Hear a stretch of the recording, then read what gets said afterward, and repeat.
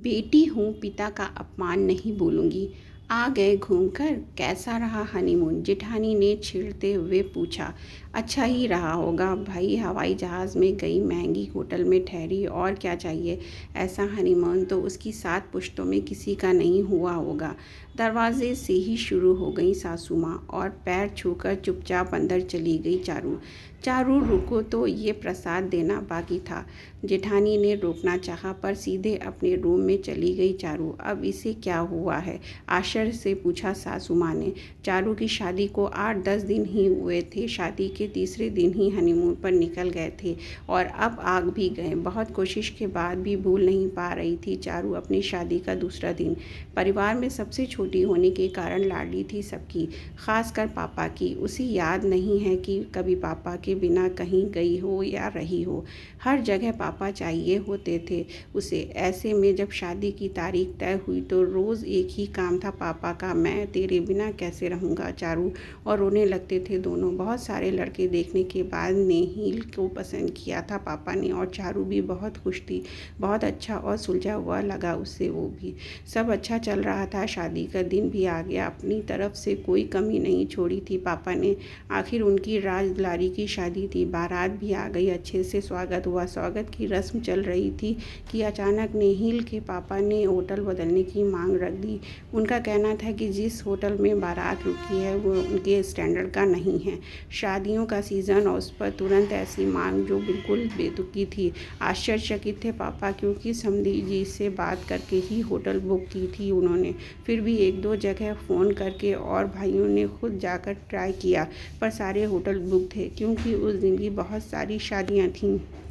थे कि जी लेकर बैठ गए थे। दूल्हा तैयार होने गया, इसलिए कुछ पता ही नहीं था उसे। चारू भी नहीं जानती थी इस बारे में।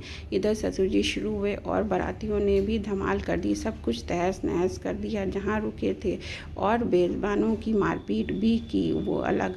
बड़ी मान मनोहर हाथ जोड़कर मनाया परिवार के सब जेंट्स ने कि कम से कम नुकसान ना करें। पापा को पता था कि चारू सहन नहीं करेगी ये सब, इसलिए सबको वो मना कर दिया था उसे बताने को। नेहिल को थोड़ी भनक लगी थी, पर उसके पास जानकारी ही अलग थी। खैर, शादी ये हो गई। ससुराल में भी कोई कुछ नहीं बोला चारू से। हनीमून पर जाना था और थोड़ा सामान मायके में पड़ा था, इसलिए पापा को फ़ोन कर दिया चारू ने सामान लेकर आने के लिए। पापा आए। चारू ऊपर अपने रूम में तैयार कर रही थी। उसे पता नहीं था कि पापा आ गए। अचानक ज़ोर ज़ोर से बोलने और गालियों की आवाज़ आने लगी नीचे से।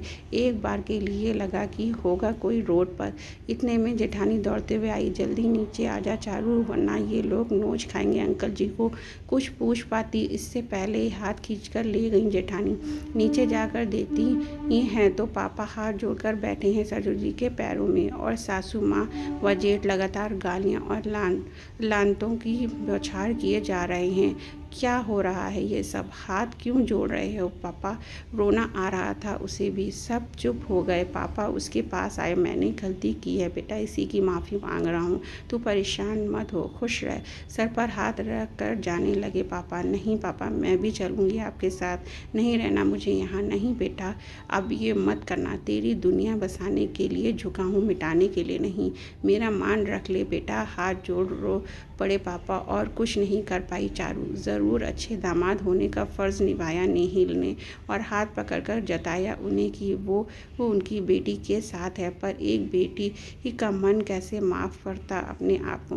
हमेशा गर्व से सर उठाकर चलने वाले उसके पापा आज अपनी ही बेटी के घर से रोकर और अपमानित होकर लौटे थे। बिल्कुल मन नहीं लग रहा था उसका। वो भी जानना चाहती थी कि आखिर हुआ क्या था। सबको फ़ोन किया पर बताना ही नहीं चाहता था कोई। नेहिल की कहानी अलग थी। आखिर मौसी के बेटे को वो फ़ोन किया और कसम देकर बात जानी। जेठानी ने भी वह बात बताई जो मौसी के बेटे ने बताई। गुस्सा तो बहुत आ रहा था कि छोड़कर चली जाए इन लालची लोगों को, पर अगले ही पल सोचा कि पापा की बात माननी है। छोड़कर जाना और मरने का काम तो सब करते हैं, फिर गलती भी उसकी नहीं तो क्यों करे ऐसा। इससे अच्छा है यहीं रहे और देखे कि आगे क्या होता है। दूसरे ही दिन हनीमून पर चले गए। सब कुछ अच्छा था, पर पापा का वो चेहरा हट नहीं रहा था उसके सामने से। जैसे तैसे ख़त्म किया हनीमून और आ गए घर।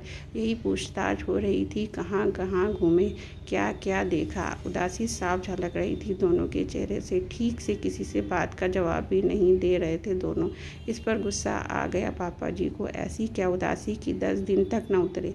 इतना खर्चा करके भेजा था तुम दोनों को घूमने और वैसे ही मुँह लेकर वापस आए। डांटते हुए बोले ससुर जी। हाँ नहीं बहू, तूने तो मेरे बेटे को भी उदास कर दिया। और कितना खर्च करते तुझे खुश करने को।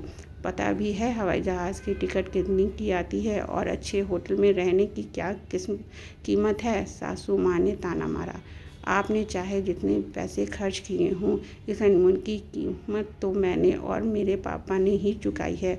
मेरे पापा का आत्मसम्मान और मेरी खुशी दोनों छीन लिए आपकी उस फालतू डिमांड ने। मुझे पता होता तो तभी बारात लौटा देती।